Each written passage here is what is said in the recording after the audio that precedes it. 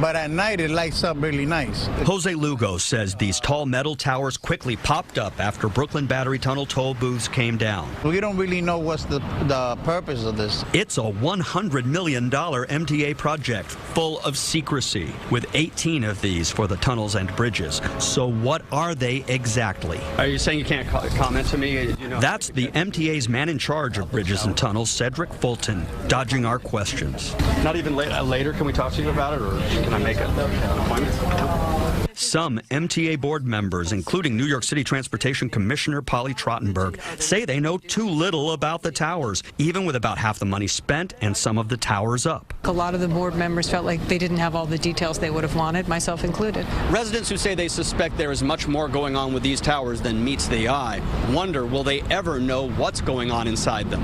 I'm going to guess it's probably not just a decoration. It's a bit mind-boggling that the MTA is approving $100 million for what appears to us to be big decorative pylons. John Caney is leader of the watchdog group Reinvent Albany. What we're asking for is transparency from the MTA. We demanded answers from MTA Chairman Joe Loda. Some of your own board members say they don't know the specifics. The base of these new pieces that are going up include whatever fiber optics are necessary for those homeland security items. In other words, anti-terror technology. Could it one day include facial recognition? We don't know. He won't say. I'm not at liberty to discuss that. So watch as more of these expensive towers rise, with mystery tucked away inside them. In Lower Manhattan, Dave Carlin, CBS 2 News. Chairman Loda said all necessary homeland security technology remains in place at all crossings, even the ones that don't have the new towers just yet. All new this morning at 6:35, we all want fast, reliable cell phone service. That's why some providers are turning to small cell towers to boost the service. But what's the cost of that? 41 Action News consumer investigator Kat Reed looked into the towers that are popping up all around Overland Park and found out how the city has very little control over those. If you're not looking for them, it's easy to miss the small cell towers popping up around Overland Park. Technology's changing and demand for cellular services is increasing, so providers are responding to that. Carriers like Verizon, Sprint, and AT&T have worked with the city to install the towers on existing light poles. But the truth is, the city doesn't have much control over the process. I mean, we are in a difficult position. We don't really have the ability to deny the applications.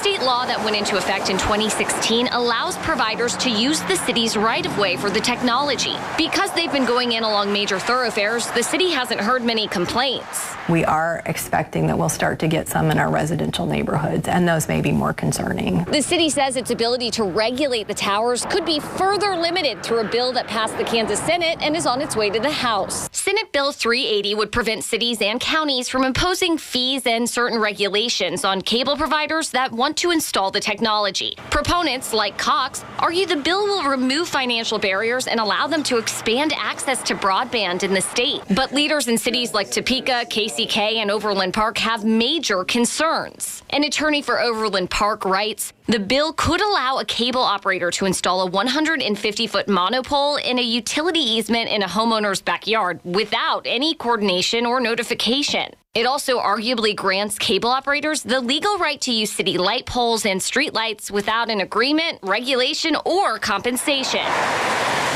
Regardless of what happens with the bill, one thing is for certain. With the rise of 5G, these small cell towers could be coming to your neighborhood. I'm consumer investigator Kat Reed, 41 Action News Today. Really excited and pleased that we have been successful in engaging with local government, cities, counties, towns, villages across the state in helping them upgrade their street lighting and parking lot lighting to high-efficiency LED.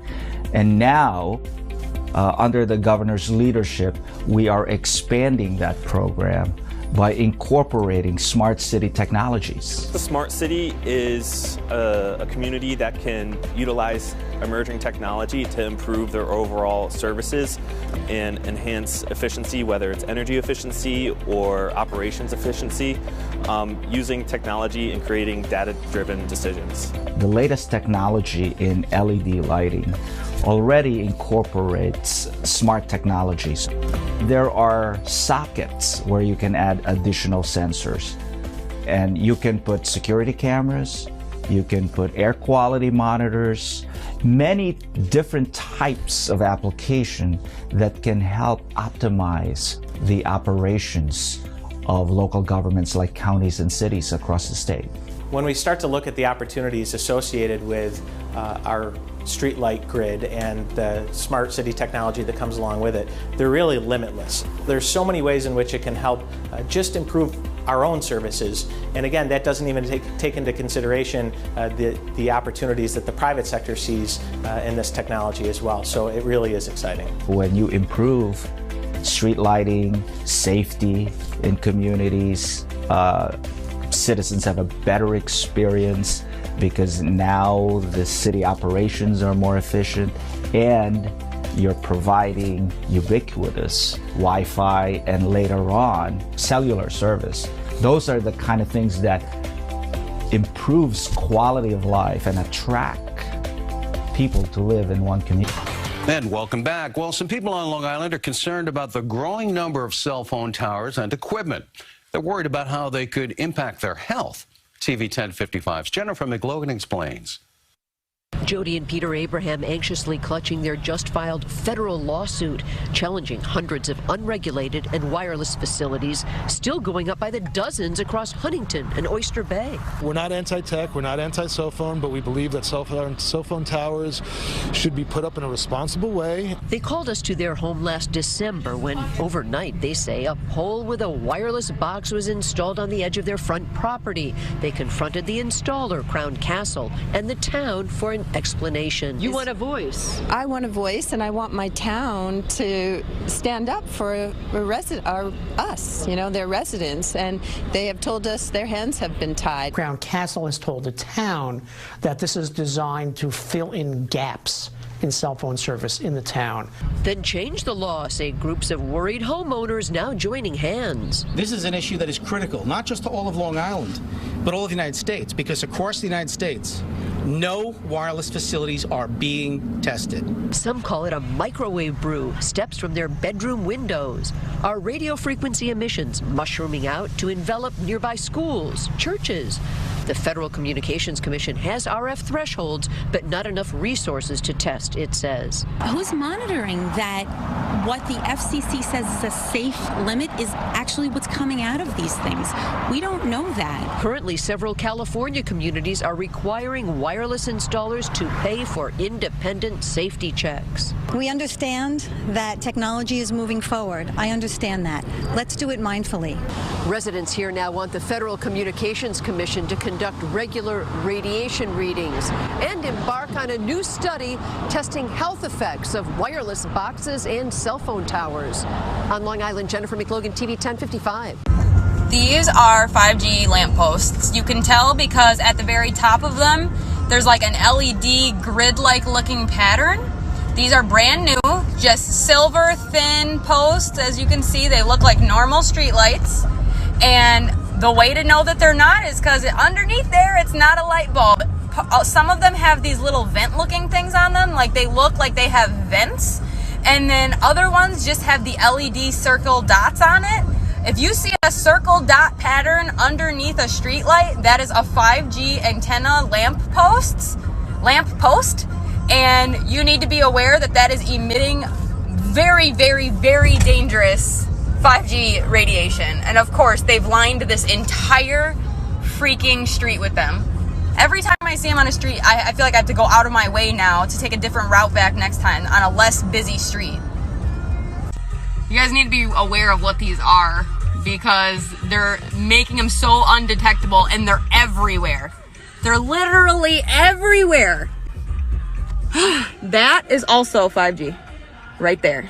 Out there thinking these are just normal cell phone towers. You don't understand. Some of them have 1 through 5G technology on them, and some of them are just 5G because they have to use a new infrastructure. You cannot run 5G on the 1 through 4G infrastructure, so you have no choice but to add additional equipment. And I want to show you guys another series of 5G towers because these ones look totally different, and there's 4 of them. Here, you stand right here, Lucas.